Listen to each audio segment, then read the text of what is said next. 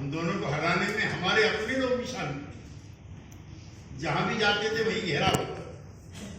और मेरे पास तो कई चिट्ठियां हैं, मैंने संभाल के रखी हुई है धरोहर के रूप में, कि लगता है कि तुम्हारे पिताजी भी इस जात के नहीं बल्कि उस जात के रहे। तो समाज परिवर्तन की कुछ भी करो इस देश में, कोई दिक्कत नहीं, लेकिन इसको मत छू। इसको छूने की मनाही है। जिसने ये छुआ वो मरा। वीपी सिंह जी ने छुआ। अब वीपी सिंह जी की मृत्यु और जन्मदिन लोगों को याद है। बागेश्वर धाम का तो सबको याद हो गया, लेकिन जो हमारा बागेश्वर धाम था उसका किसी को याद नहीं। और मैं उस चीज को भी आपके बीच में शेयर करना चाहता हूं। जब मंडल कमीशन लगा तो कई बच्चों ने आत्महत्याएं करनी शुरू की। हमने संसद में पूछा, बाहर भी पूछा, और मैं आपसे भी कहना चाहता हूं 1947 से पहले जितनी भी सरकारी नौकरियां थी, क्लास 1 की और क्लास 2 की सारी नौकरियां या तो अंग्रेजों के पास थी या उनके गुलामों के पास थी। तब किसी ने आत्महत्या नहीं की, तब कोई विरोध नहीं। इसलिए जब उसको देखने के लिए लाल कृष्ण अडवाणी जी और मदन लाल खुराना जी जब जाते हैं एम्स के अंदर, गोस्वामी नाम है उस लड़के का जी, हाँ, तो जितने डॉक्टर हैं वो सब घेर लेते हैं दोनों कि जनता दल से समर्थन वापस लो, आपने क्या कर दिया है। और मैं बहुत जिम्मेदारी के साथ कहना चाहता हूं कि सबसे ज्यादा आरक्षण का विरोध वो डॉक्टर लोग करते। ऐसी चीज सुनने को मिलती है कि आपने इतने 15-20% वालों को डॉक्टर बना दिया तो जिन लोगों को जान से मार दी। उसी दिन अडवाणी जी तय करते हैं कि अब इस सरकार के साथ नहीं रहेंगे, और वहीं से वो सारनाथ से अपना रथ लेके चलते। और अब मैं आपको दूसरी चीज बताना चाहता हूं कि उसका असर क्या हुआ है। अभी हमारे साथी कह रहे थे एजेंडा सबका वही हो गया है जो डॉक्टर अंबेडकर ने, कर्पूरी ठाकुर ने और वीपी सिंह ने तय किया था, वो है सामाजिक न्याय। एक पार्टी बताओ, देश का प्रधानमंत्री मुजफ्फरपुर की और पटना की सभाओं में कहता है कि भाइयों बहनों वो दिन चले गए जब ये पार्टी कुछ जातियों की पार्टी हुआ करती। अब ये दलितों की है, महादलितों की है, पिछड़ों की है, पिछड़ों की है। ये भाषा बदल, ये आपकी ताकत का नतीजा, ये आपकी चेतना का नतीजा। कांग्रेस पार्टी, कोई मित्र अगर उसके हमदर्द हो तो मुझको विरोधी ना माने। जिस दिन सरकार वीपी सिंह की जा रही थी, अविश्वास प्रस्ताव कांग्रेस पार्टी का था और समर्थन भारतीय जनता पार्टी का था, तब हमारी सरकार, वो भी हम भूलते नहीं। 2 सरकारें बनी और दोनों कुर्बान हुई आरक्षण के नाम। पहली सरकार थी कर्पूरी ठाकुर की 1978 में, जब मुंगेरी लाल कमीशन की रिपोर्ट उन्होंने 1978 में रखी, तो भारतीय जनसंघ के जो लोग उस समय थे, कांग्रेस ओ के जो लोग उस समय थे, और जो इस तरह की जो प्रतिगामी ताकतें थी, सबने मिलकर के कर्पूरी ठाकुर को मुख्यमंत्री पद से हटाया। जब मंडल कमीशन की अनुशंसाएं 7 अगस्त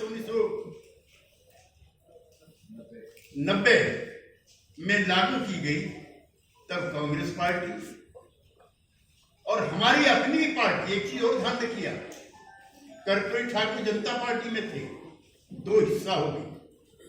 वीपी सिंह जनता दल में थे, 2 हिस्सा हो गई, और सब अपनी अपनी मां के पेट में जाके चिपक गए जो जहां पैदा हुए थे। हमने अपनी कतारों में से जो हमारे साथ थे, हमारे साथ जीत करके आए थे, जब मंडल लगा, जब मुंगेरी लाल लगा, सब अपनी अपनी जातियों के साथ चले। इसलिए आज वो दौर नहीं। कांग्रेस का अधिवेशन हुआ रायपुर में, अभी आप जिक्र भी कर रहे थे कर्नाटक, सारे वही नारे हैं जो समाजवादी आंदोलन के या बहुजन आंदोलन के युग का उन्होंने पास किया। और जातिगत जनगणना 1931 में पहली बार अंग्रेज का राज था। आज तो आप कह भी देते हो कि गर्व से कहो हम जाटव हैं, गर्व से कहो हम पिछड़े हैं, गर्व से कहो हम ये हैं, अमुक अमुक जातियां हैं। उस समय नहीं कहते। उस समय जात छिपाते थे।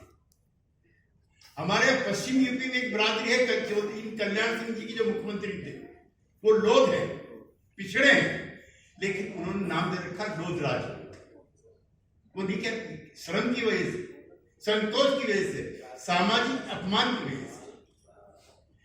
पूर्वांचल में बनारस के आसपास के जितने भी जिले हैं उसमें कुर्मियों की बहुत तादाद है। हम जब जाते हैं उधर सभाओं में तो वो कुर्मी लोग लिखते हैं कुर्मी क्षत्रिय सभा। क्षत्रिय उनको कुर्मी नहीं मानते, बैकवर्ड मानते हैं, और वो कह रहे हैं जात छिपाने के लिए हम किए। इसलिए हम चाहते हैं कि 1931 में सब लोग अपनी जात छुपा रहे थे और अपनी जात को बड़ी जाति में परिवर्तित कर रहे थे, चाहे एससी थे, एसटी थे, बैकवर्ड थे या अति बैकवर्ड थे। लिहाजा जातिगत जनगणना होना इसलिए भी जरूरी है ताकि जात का पर्दा आज हो सके, तो पता लग जाए। और जब यह होगा, बिहार सरकार ने की है, मैं कोई ऑफिशियल घोषणा नहीं करता हूं, लेकिन पिछड़ों की तादाद भी बढ़ी हुई है, शेड्यूल कास्ट की तादाद भी बढ़ी हुई। फिर दूसरा नारा है, जिसकी जितनी संख्या भारी उसकी उतनी हिस्सेदार। अगली लड़ाई को तो मैं अपने जो मंच पे बैठे हुए नेता साथी और आप लोग को एक यकीन में दिला के जाना चाहता हूं कि चुनाव का मुद्दा 2024 का इंडिया का, हमारे गठबंधन का होगा। सारे देश में जातिगत जनगणना कराई जाए, इसका विरोध हो रहा, लेकिन अब इस बार कोई जल के नहीं मरेगा। क्योंकि मेरे सामने बैठे और मंच पे बैठे लोगों ने एक काम जरूर कर दिया कि संख्या बहुत खराब है, अब किसी की हिम्मत नहीं है। भारतीय जनता पार्टी के भी जो बिहार के लोग थे वो भी हमारे साथ आकर के प्रधानमंत्री से कह रहे थे हाँ जी करा लीजिए, कोई दिक्कत नहीं, हिम्मत नहीं है। जैसे 1990 में वीपी सिंह की शहादत हुई है, लेकिन मरा हुआ वीपी सिंह जिंदा वीपी सिंह से ज्यादा खतरनाक है। आज कोई विरोध करने की स्थिति में नहीं हूं। मैं रोहित वेमुला का जिक्र आया, मैं उस समय राज्यसभा में था और हम 2-3 लोग वहां पे गए थे। ऐसा मैंने जन जागरण अपने जीवन में नहीं देखा। 5 टेंट लगे हुए थे लड़कों के। पेरियार स्टूडेंट संघ 1, doctor Ambedkar Periyar student Sangh 2, doctor Ambedkar students union 3, Karpoori Thakur students union 4 and above all Mahatma Phule Jan Jagran student. ऐसा माहौल वहां पर था कि जैसे पूरा समाज ही जागृत हो गया। मेरी राज्यसभा की स्पीच है, मैं तुषार साहब को, रतनलाल जी को, गौतम जी को भेंट करूंगा उसको। कितने % शेड्यूल कास्ट के लड़के इंटरमीडिएट तक पहुंचते हैं,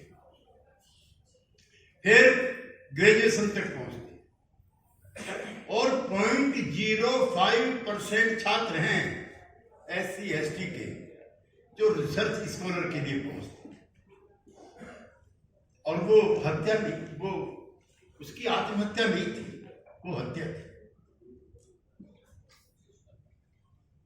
और उसने इतनी चेतना पैदा की कि पूरे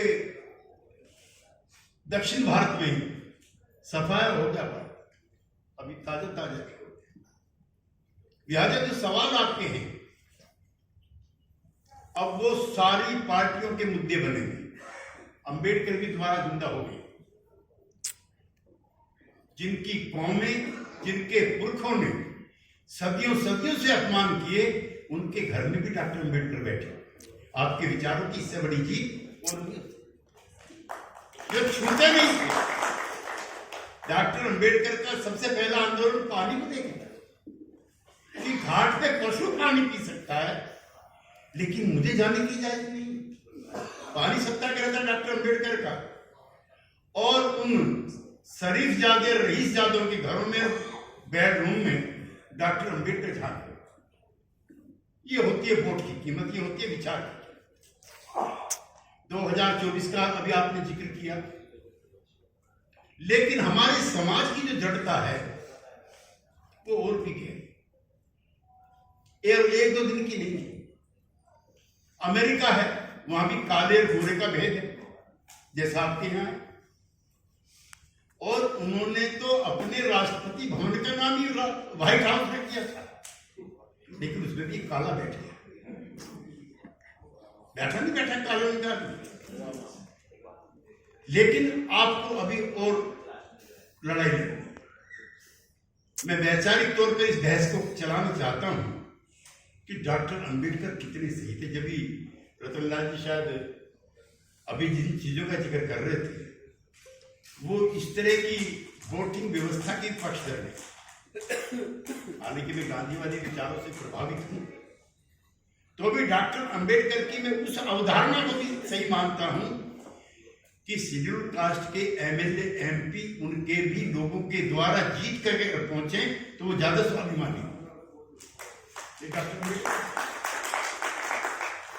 जब हम जाते हैं वोट मांगने के लिए, मेरे साथ मेरी जो पार्लियामेंट की कॉन्स्टिट्यूंसी है उसमें हर एक में एक शेड्यूल कास्ट,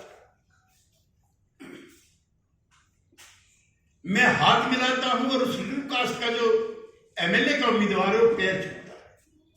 एक ही पार्टी, एक ही चुनाव चिन्ह। तो डॉक्टर अंबेडकर ये भी चाहते थे, हालांकि महात्मा गांधी का पूना पैक्ट वाले आप सब लोग हो, और उसमें गांधी जी ने एक बार जब ये चलाया दलित आंदोलन, अनड्रेस्ड होना, छोटे कपड़े पहनना, दलित बस्तियों निकलना, तो डॉक्टर अम्बेडकर एक चिट्ठी लिखते गांधी कि महात्मा गांधी, महात्मा नहीं लिखते थे, वो गांधी जी लिखते थे कि जो हिंदू की जात व्यवस्था है तो उसका सबसे चतुर चालाक दलाल हिंदू की जात व्यवस्था का तू सबसे ज्यादा चतुर चालाक दलाल है। चूंकि गांधी ये हरिजनोद्धार चला रहे थे, लेकिन सारे सुधारवादी कदम थे। गांधी क्या लिखते हैं कि डॉक्टर साहब आपने मुझे कम गालियां दी, मेरे पुरखों ने पीढ़ी दर पीढ़ी आपके पुरखों के साथ जिस तरह का व्यवहार और अपमान किया है, उसके मुकाबले में आपकी गालियां कम। देश और समाज तब बचता है।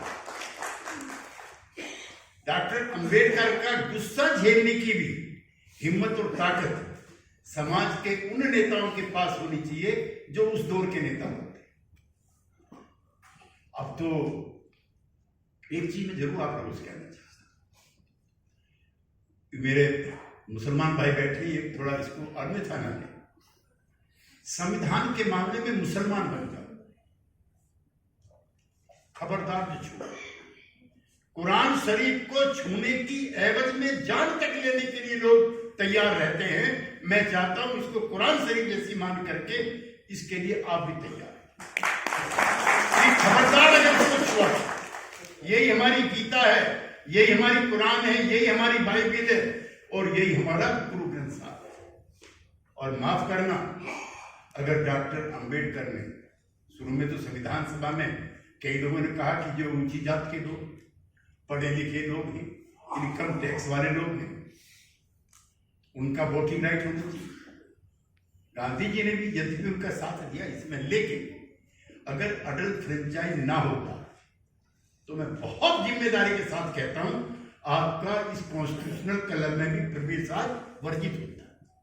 आप आ नहीं सकते थे यहां पर, बाहर गिरफ्तार होते कि यहां का माहौल खराब करना है, बाहर रहो। तो ये रुतबा, ये जलवा कि आज संविधान कॉन्स्टिट्यूशनल कलम में आप बैठे हो, ये भी डॉक्टर अम्बेडकर इसलिए जान चली जाए लेकिन संविधान नहीं जाना चाहिए। ये आपकी आने वाली पीढ़ियों की भी आजादी की शर्त है और ये भी तय करो। बहुत अपमान देता है मुझको, संसद में भी, संसद से बाहर भी मैं लिखता रहता हूं। मैंने बहुत पीड़ा के साथ पिछले सप्ताह एक लेख लिखा है। सामाजिक न्याय मंत्रालय की एक रिपोर्ट छपी है 2014 में। संसद में हमने कानून बनाया, उसमें मैं भी शामिल था कि 3 साल के अंदर हाथ से मल साफ नहीं करेगा और उस मल को सर पे भी कोई नहीं ढोएगा। ये हमने पास कर दिया। और अगर कोई कराता हुआ पाया गया तो उस पर ये जुर्माने होंगे, इतने दिन की सजा। ये भी दर्द भरा आंकड़ा मैं आपको बताना चाहता हूं कि हफ्ते में एक आदमी, संसद का आंकड़ा मेरा नहीं है, हफ्ते में एक आदमी जो सेफ्टी वो है उसको साफ करते हुए अपनी जान देता है। हफ्ते में एक आदमी, उसके अंदर जिस तरह की गैसें निकलती और जो उपकरण दिए जाने चाहिए टैंक में जाने वाले आदमी के लिए वो नहीं दिए जाते। अंदर की जो नशीली गैसें हैं उसकी जान ले लेती। दुनिया में किसी भी मुल्क में, किसी भी कौम में कभी ऐसा हुआ कि आदमी का मल आदमी भरा? इससे ज्यादा नीच, कमीन, गंदा समा दुनिया में कोई नहीं। अपने बच्चों के मल से भी हम परहेज करते हैं, लेकिन एक पूरी कौम पिछले 4000 साल से सर पे मेहनत हो रही। कैसा सब समाज है आपका? और ढोरी है और अनटचेबल है। दूसरी बात की छूते नहीं है, मुझको मारते भी डंडे से हैं। ये परंपरा रही। जब मैं पढ़ता था तो 2 या 3 लड़के शेड्यूल कास्ट के थे, तो पिटाई के भी तरीके उनके अलग हैं, हमारे अलग हैं। उनको तमाचे नहीं लगते, उनको डंडे लगते। तमाचे लग गए तो वो भी अछूत हो जाएगा जिसने मारा। सजाएं भी अलग है। तो डॉक्टर अंबेडकर को एक बार डॉक्टर लोहिया ने चिट्ठी लिखी। मैं डॉक्टर अंबेडकर के बाद डॉक्टर लोहिया को मानता हूं। मंडल साहब जानते हैं, जिन्होंने जाति व्यवस्था पर बहुत सारी चीजें लिखी। तो एक बार ये तय हुआ कि सोशलिस्ट पार्टी और रिपब्लिकन पार्टी दोनों मिलकर के एक हो गए। काफी इसमें काम हुआ। तो उसी बीच में डॉक्टर लोहिया लिखते हैं कि डॉक्टर साहब लगता है बहुत ज्यादा गुस्से में, थोड़ा गुस्सा कम करो। तो डॉक्टर अम्बेडकर लिखते हैं कि तुमने देखा है और वो मैंने झेला है, तुम्हारे और मेरे बीच में ये फर्क है।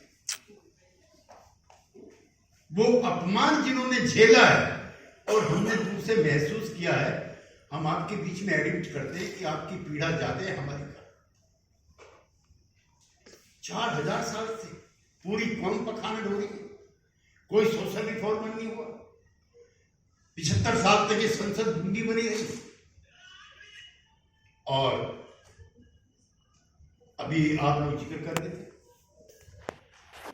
1/3 संसद की भाषा बता रहा हूं, 1/3 यानी कि 100 में से 33 जिले अभी भी ऐसे हैं जहां पर मल को सर पे ढोने की और हाथ से साफ करने की परंपरा जारी है। शेर डूब के मर जाओ।